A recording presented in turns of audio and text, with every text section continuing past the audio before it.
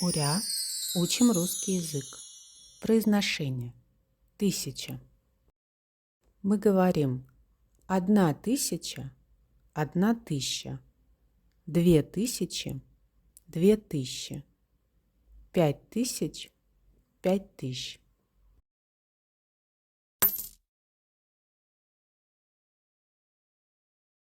Вкусно. Ей-богу, вкусно. Я думаю, что рублей 500 будет стоить. 1000. 1000! 1000! 1000 рублей.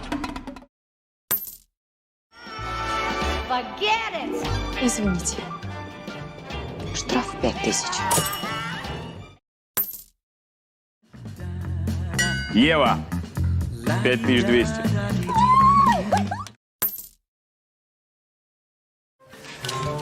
Вот, 10 тысяч.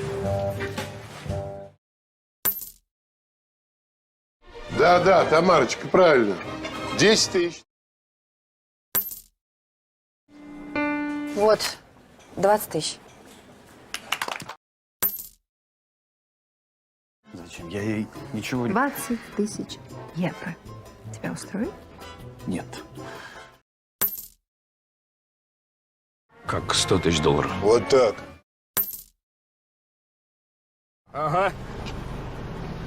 100 тысяч долларов.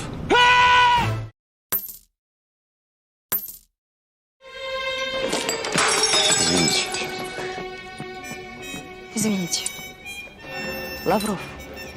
Штраф 3000. 3000?